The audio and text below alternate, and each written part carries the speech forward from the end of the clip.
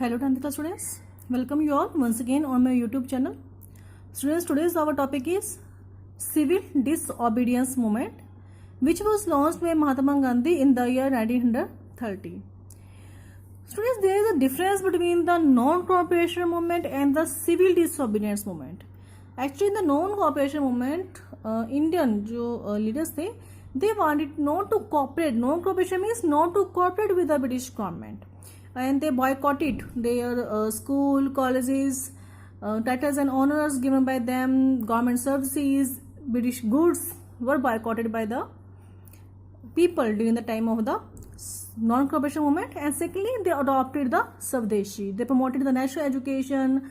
They even discussed the issues of the untouchability. So in this way, non-cooperation movement was not to cooperate with the British government.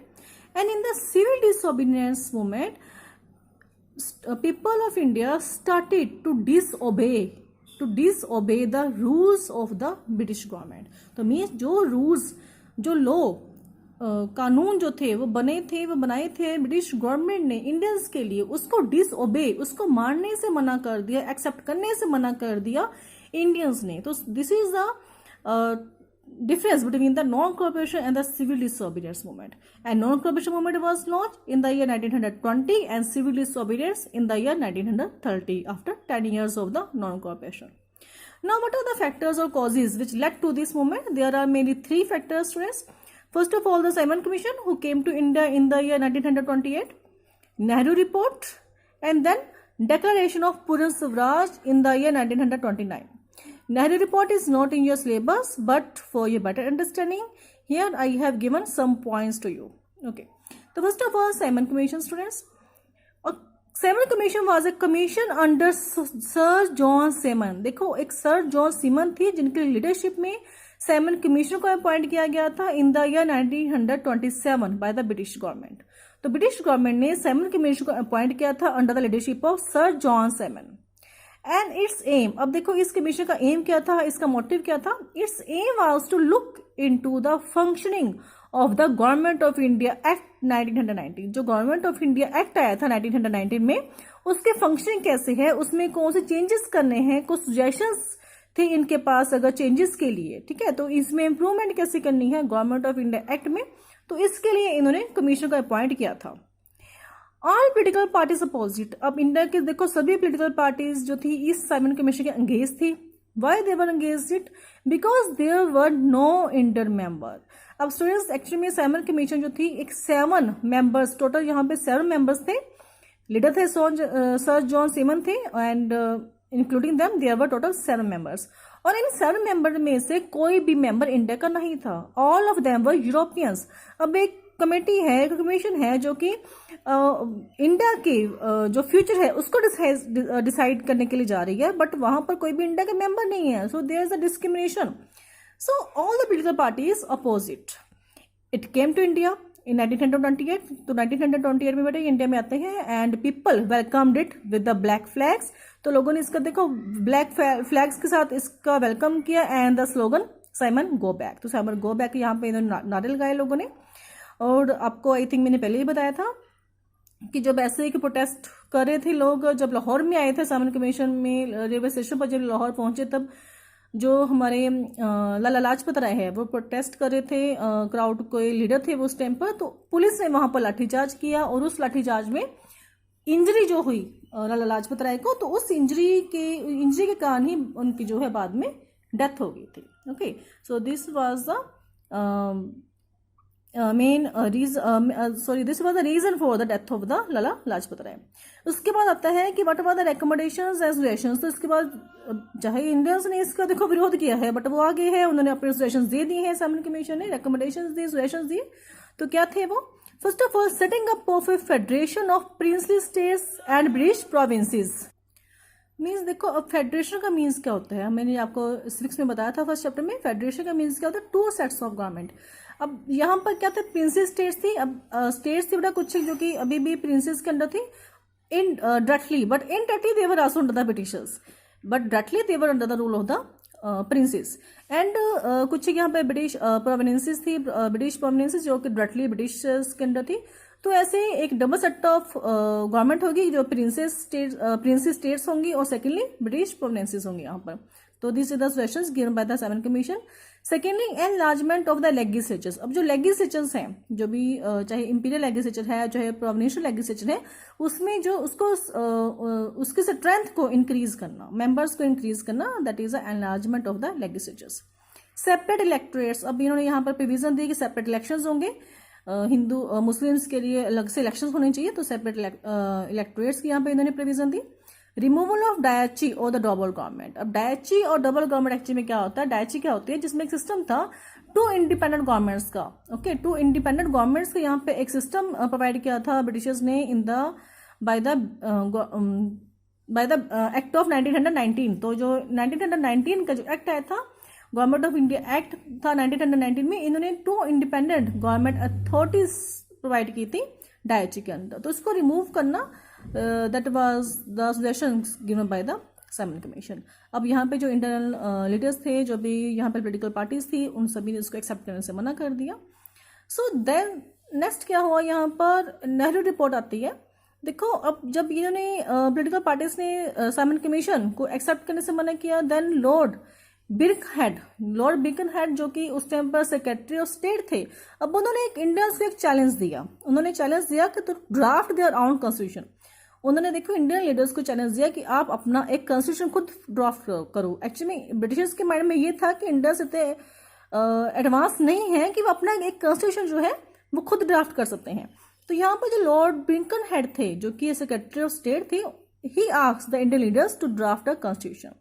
So all party, तो जितने भी यहाँ पर देखिए major जो political parties थी, like Congress थी यहाँ पर, ठीक है, मुस्लिम लीग थी, हिंदू महासभा थी, सेंट्रल सिख लीग थी, तो सभी ने मीन्स अपना एक कलेक्टिवली यहाँ पर सभी लीडर्स ने अपॉइंट किया under the leadership of the Motilal Nehru. एक कमेटी को सेटअप किया गया जिसके लीडर थे मोतीलाल नेहरू। तो जो यहाँ पे जो ड्राफ्ट बनने के बाद जो प्रोविजंस आई कॉन्स्टिट्यूशन की, जो रिकमेंडेशन आई, तो उनमें से कुछ एक रिकमेंडेशन यहाँ पे गिवन है।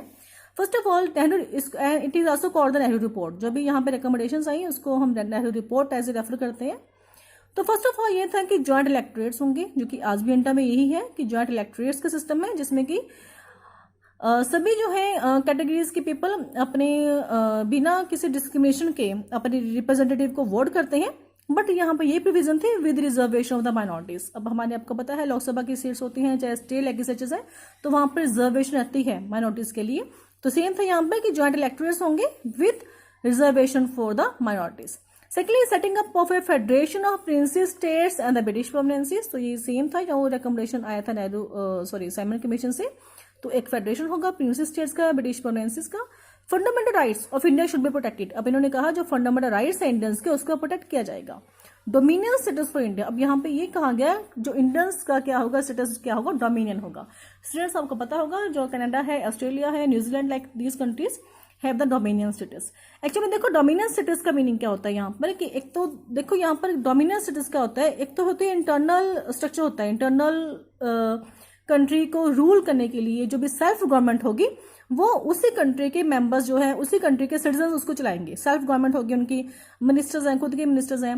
बट जो एक्सटर्नल अफेयर्स होते हैं लाइक डिफेंस है, कम्युनिकेशन है एंड देन फॉरेन रिलेशंस हैं, वो क्या होंगे, वो ब्रिटिशर्स के अंडर होंगे। तो this is called the dominion status. Internal जो भी स्ट्रक्चर है वो आप देखोगे, जो एक्सटर्नल आपका है, डिफेंस है, कम्युनिकेशन है या फिर फॉरेन रिलेशंस है, वो ब्रिटिशर्स के अंडर होगा। तो this is called the dominion status for India and these were the recommendation of the Nehru report. But Nehru report was not accepted as usual, इसको एक्सेप्ट नहीं किया गया। Then third event was happened, that is the declaration of Purna Swaraj in the year 1929। अब देखो when Nehru report was not accepted, then Jawaharlal Nehru declared their aim is to achieve Purna Swaraj. अब यहाँ पे भी देखो नेहरू रिपोर्ट से भी जो यंग लीडर्स थे like Jawaharlal Nehru, they did not accept it. इन्होंने इसको एक्सेप्ट नहीं किया था और ब्रिटिशर्स ने भी उस चीज़ को एक्सेप्ट नहीं की है बाद में, ठीक है, क्योंकि ये डोमिनियन स्टेटस को की प्रोविजन इनके मन में कहीं ना कहीं ये था कि डोमिनियन स्टेटस नहीं होना चाहिए, हमें पूर्ण स्वराज मिलना चाहिए, जो यंग लीडर्स थे। अब जब ब्रिटिशर्स ने नेहरू रिपोर्ट पूरी की पूरी रिजेक्ट कर दी, देन उसके बाद जो यंग लीडर्स थे like Jawaharlal Nehru, they declare their aim is to achieve Purna Swaraj. अब वो कहते हैं कि हमें डोमिनेंट स्टेटस नहीं चाहिए, हमारा इंटरनल एक्सटर्नल हम खुद ही देखेंगे, तो हमें पूर्ण स्वराज चाहिए, हमें कंप्लीट इंडिपेंडेंस चाहिए। And it was declared in the session of Lahore session जो हुआ था कांग्रेस का इन दिसंबर 1929 में। Then on 26 January 1930 was celebrated as a पूर्ण स्वराज डे। तो 26 जनवरी जो 1930 था उसको डिक्लेयर किया गया कि ये इंडिपेंडेंस डे होगा। और बेटा 26 जनवरी 1930 से लेकर the day means the year 1947, 26 January 1947 the Congress leaders celebrated the day as the independence day. तो तभी हमारा जो 26 जनवरी है हम उसको रिपब्लिक डे के लिए उसको सिलेक्ट किया गया कि इस दिन हमारा जो कॉन्स्टिट्यूशन है वो फोर्स में आएगा। So that's why we celebrate 26 January as a republic day, क्योंकि हमारी हिस्ट्री में इसकी बहुत बड़ी इंपॉर्टेंस है हमारी फ्रीडम स्ट्रगल में। Next is a Dandi march. अब गांधी जी ने क्या किया, he started the civil disobedience movement. उसके पहले सिविल डिसओबीडियंस मूवमेंट को स्टार्ट करने से पहले महात्मा गांधी ने देखो फिर भी एक लेटर सेंड किया जो वायसराय था इरविन, वायसराय इरविन थे, उनके सामने अपनी 11 डिमांड्स रखी कि आप मेरी 11 डिमांड्स को अगर आप मानते हो मीन्स उनको एक अल्टीमेटम दिया कि दिस इज द अल्टीमेटम, अगर आप मानते हो देन इट्स ओके, अदरवाइज हम सिविल डिसओबीडियंस मूवमेंट को लॉन्च करेंगे। बट ब्रिटिशर्स रिफ्यूज्ड, ब्रिटिशर्स ने उसको मना कर दिया एक्सेप्ट करने से। जो महात्मा गांधी की 11 डिमांड्स थी, और डिमांड क्या थी, like the demand to abolish the salt tax, salt tax जो है आप उसको हटा लो। देन उसके बाद कुछ एक और भी आइटम्स थी जिसके ऊपर टैक्स थे कि आप इन टैक्सेस को हटाते हो then it's okay. But Britishers ने देखो जब उनकी डिमांड को एक्सेप्ट करने से मना कर दिया, then Mahatma Gandhi launch the civil disobedience movement with the Dandi march. और इस मूवमेंट को लॉन्च किया गया 12 मार्च 1930 को। He with his 78 followers marched towards Dandi, जो कि डंडी एक बेटा डंडी के लिए उन्होंने अपने साबरमती आश्रम से मूव किया, मार्च किया डंडी के लिए। इनके साथ इनके 78 फॉलोवर्स थे to break the unjust salt law, unjust जो सॉल्ट लॉ था उसको ब्रेक करने के लिए। अब यहाँ पर देखो रास्ते में थाउजेंड्स ऑफ पीपल हैं, इनको ज्वाइन किया रास्ते में। और जब ये डांडी पहुंचते हैं 24 डेज लगे इनको। देखो 240 माइल्स की ये एक लंबी जर्नी थी ये। तो 24 डेज में पहुंचते हैं। जब ये डांडी पहुंचे तो बहुत सारे लोग थे वहां पर, thousands of people gather there to listen the Mahatma Gandhi की क्या करने क्या जा रहे हैं वो। तो महात्मा गांधी ने वहां पर क्या किया, जो एक सी शोर था डांडी में एक्चुअली में, तो इन्होंने वहां से एक हैंडफुल, आपको पता है समुद्र के पास नमक होता है, समुद्र से हमें नमक मिलता है, तो एक handful of salt he taken in his hand. तो एक हैंडफुल ऑफ देखो सॉल्ट लिया उन्होंने अपने हैंड में, and then in this way he break up the salt law. उनकी वहां पे वर्ल्डिंग थी महात्मा गांधी की, I am shaking the foundation of the British empire, कि जो ब्रिटिश एम्पायर का जो फाउंडेशन है मैं उसको हिलाने जा रहा हूँ। और उन्होंने हिला भी दिया था उसके बाद में। Then soon people started breaking other British law. उसके बाद लोगों ने दूसरे जो ब्रिटिश लॉ थे उनको भी ब्रेकअप करना स्टार्ट कर दिया। They refuse to pay tax and adopted boycott as swadeshi. अब टैक्स को भी पे नहीं कर रही है, बाइकॉट को अडॉप्ट कर लिया है, स्वदेशी को अडॉप्ट कर लिया है। गवर्नमेंट का एक्शन क्या था, और इंपॉर्टेंट लीडर्स वर अरेस्टेड, सभी को अरेस्ट कर लिया गया जितने इंपॉर्टेंट लीडर्स थे। देयर वर हड़ताल ऑल ओवर द कंट्री, पूरी कंट्री में हड़ताल हो रही थी। सत्याग्रहीज वर बिटन बाय लाठी, सत्याग्रही जो थे उनके ऊपर लाठियां बरसाई जा रही हैं। The government realise that it was difficult to subdue the Indians now. अब बट गवर्नमेंट को ये रियलाइज हो चुका था अब इंडियंस को हम सबड्यू मीन्स नीचे नहीं लेकर आ सकते हैं, कहीं भी उनको झुकाया नहीं जा सकता। स्टूडेंट जो ये इम्पैक्ट है, इंपॉर्टेंस है, या फिर प्रोग्राम क्या था इस मोमेंट का, वो आपके सिलेबस में नहीं है। ओके, अब इस ईयर के लिए सिलेबस में नहीं है, फिर भी आपके अंडरस्टैंडिंग के लिए मैं आपको करवा रही हूँ। यहाँ पे कुछ एक पॉइंट्स गिवन है। इम्पैक्ट या फिर इंपॉर्टेंस क्या थी इस मोमेंट की, it was a mass moment. It also gave importance to social issues भी इसमें डिस्कस किए गए, like removal of untouchability, improving the status of women, separate education, etc. After this moment, the British government passed the Government of India Act 1935. तो this is all about today. I hope you understand about the civil disobedient movement. तो इसका एक impact इसी के बाद में Gandhi impact आया था, एंड देन उसके बाद में जो हमारा Gandhi impact, and then second round table conference that is left for our chapter, and in next video you will get about these topics also. Have a nice day. Goodbye all of you.